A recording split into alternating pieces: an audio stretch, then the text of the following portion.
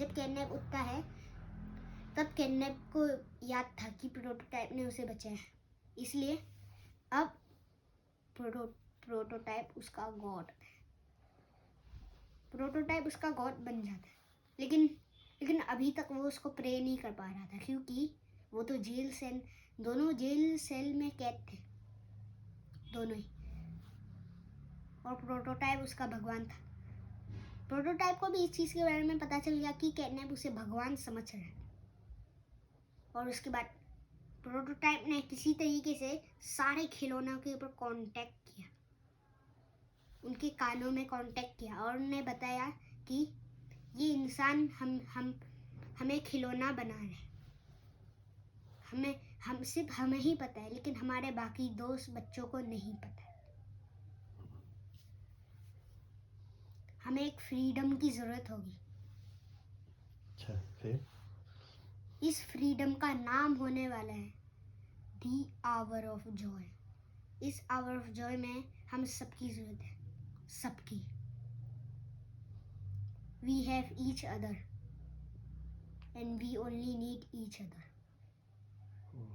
और उसके बाद सारे खिलौनों को एक्टिव हो जाते हैं। हगी वगी को सबसे ज़्यादा गुस्सा आता है और उसके बाद वो एक्टिव हो जाते हैं। सबसे पहले हगी वगी एक्टिव हुआ था, वो सबको मारने लग जाता है, सबको, सारे इंसानों को।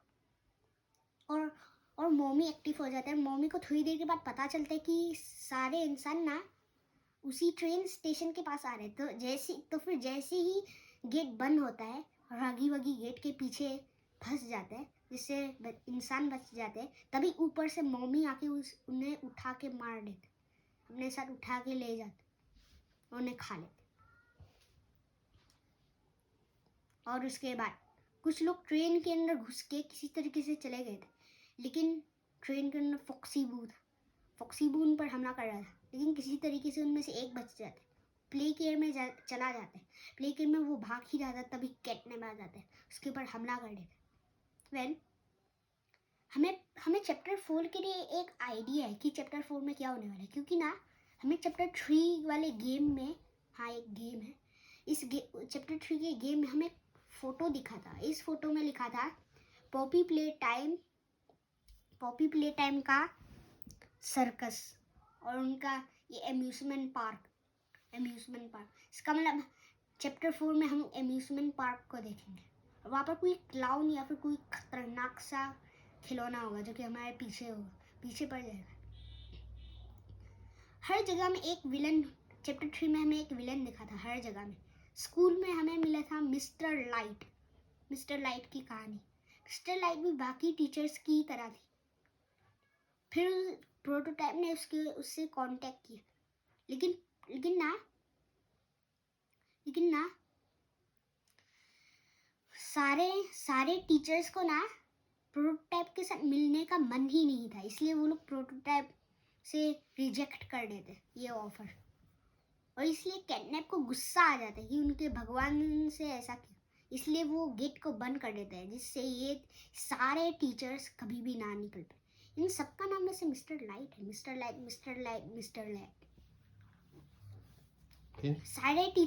सारे मिस्टर लाइट ना एक मिस्टर लाइट को बाहर छोड़ लेते हैं और बाकी सारे मिस्टर लाइट एक रूम के अंदर जाके बातें करने लग जाते हैं।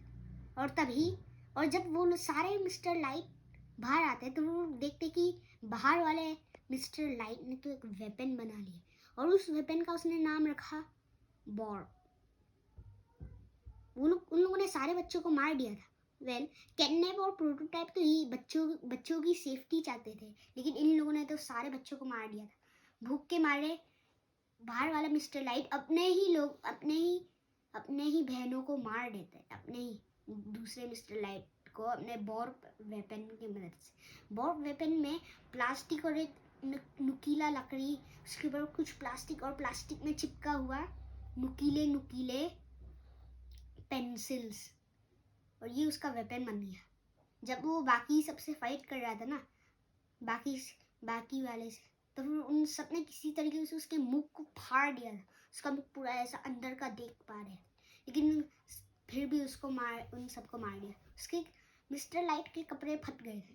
मिस्टर लाइट ने अपने ही बहनों को खा लिया। क्यों? क्योंकि उसे भूख ही लग रहा था। उसने सारे बच्चों को तो मार के खा लिया, लेकिन अब उनके पास कोई भी खाना नहीं बचा था, तो फिर बाहर वाले मिस्टर लाइट ने बाकी मिस्टर लाइट को खा लिया। कैटनैप के पास अभी भी डॉग डे को लीडर होने के लिए जेलसी था, इसलिए। और ना बाकी स्माइलिंग क्रिएटर्स भी ना, और डॉग डे, ये सब लोग ना प्रोटोटाइप के साथ मिलना ही नहीं चाहते थे। ये सब भी रिजेक्ट कर देते, तो फिर कैटनैप सारे स्माइलिंग क्रिएटर्स को मार देते, सिवाय डॉग डे लीडर को, क्योंकि वो चाहता था कि वो लीडर को टॉर्चर कर सके, क्योंकि उसे गुस्सा आ रहा, उसको क्यों नहीं बनाया। लीडर को टॉर्चर करने लगा, और लीडर भी अच्छा था। और उसके बाद ना अब कैटनैप कैसे लीडर बनेगा, क्योंकि उसने तो सारे स्मेलिंग क्रिएटर्स को मार दिया, तो उसकी सेवा कौन करेगा। फिर उसे एक आइडिया आया। उसने ना छोटे वाले स्माइलिंग क्रिएटर्स, मतलब खिलौने वाले, जो कि बहुत छोटे से हैं, मुझसे तो इतने ही बड़े होंगे, जो कि बहुत छोटे से हैं, उन सबको अपना गार्ड्स बना लिया, और वो उनका किंग बन गया। अब कैटनैप को थोड़ा अच्छा लग रहा था, और वो डॉग डे को भी अभी भी टॉर्चर कर रहा था।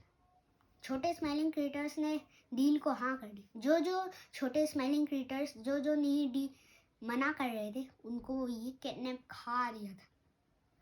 पहले डॉग डे को कैसे टॉर्चर किया, पहले डॉग डे का पैर खा लिया, जिससे वो चल ही ना पाए, और फिर उसको आसमान में ऐसे टांग दिया, यहाँ पर ऐसा चेन करके, और यहाँ आसमान में ऐसा कटा हुआ, आसमान में, मतलब यहाँ पर कुछ जेल्स थे, और ऐसा डॉग डे को ऐसे ही खड़ा कर दिया। और यहाँ पर 2 होल्स थे, जहाँ पर ना छोटे स्माइलिंग क्रिएटर्स आके उसके यहाँ ऐसे कूद के उसके यहाँ कटे हुए इसके खून, कुछ बॉडी पार्ट्स को खा ले, कुछ हर दिन में एक करके।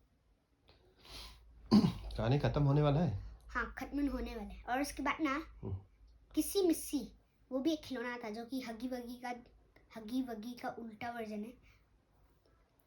हमें नहीं पता कि वो उसका गर्लफ्रेंड है या फिर उसका छोटी बहन। एक तो ब्लू है और एक तो पिंक है। किसी मिस्सी पिंक है,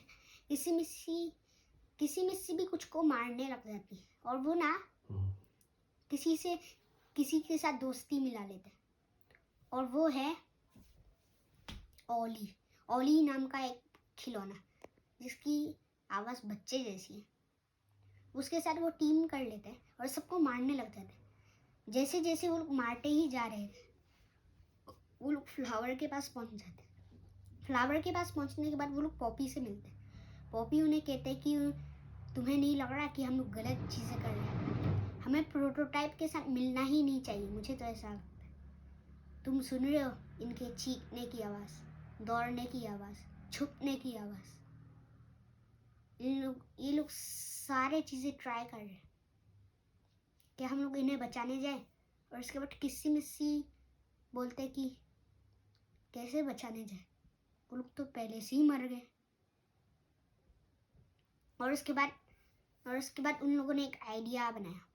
जब वो लोग उस आइडिया के बारे में बात कर ही रहे थे, तभी प्रोटोटाइप को उनके बारे में पता चल गया।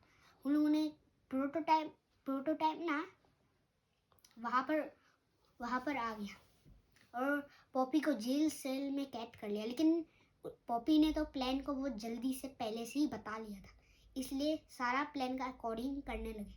किसी मिस्सी और वो दोनों, किसी मिस्सी ने एक चिट्ठी लिखी कि everyone thinks we are gone but we are still alive, come to save us। और ये लेटर किसको बेच रहे बताऊं?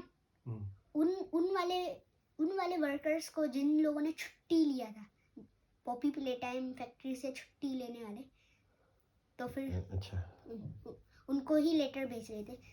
यहाँ पर बस 4 ही लोग ने छुट्टी लिया था, वो लोग बच गया। और इसके बाद ना उनमें से फर्स्ट वाले को वो लोग लेटर भेजते। फर्स्ट वाला प्ले टाइम फैक्ट्री में आ जाता है, लेकिन हगी वगी से मिलने के बाद हगी वगी उसे मार देता है। दूसरे को बेचते, दूसरे वाले को भी हगी वगी मार देते हैं। तीसरे वाला को बेचते, तीसरे वाला हगी वगी को तो किसी तरीके से उससे बच जाता है, लेकिन हगी वगी को वो मार नहीं पाता। लेकिन मोमी लॉन्ग नेक से वो मर जाते हैं।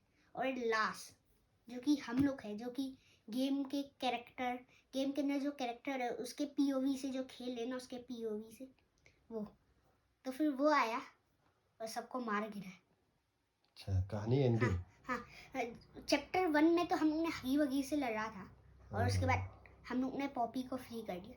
हमें नहीं पता था कुछ भी, हम लोग ने बस हगी वगी से फाइट किया था। अच्छा, मार दिया था। उस टाइम तो हमें चैप्टर 1 जब पहली बार आया था ना, हम्म। तब मुझे मैं थोड़ा सोच रहा था कि इस गेम की कहानी कैसी होगी और ये खिलौने ऐसे कैसे बने। चैप्टर 2 के बाद थोड़ा समझ में आने लगा कि ये कैसे।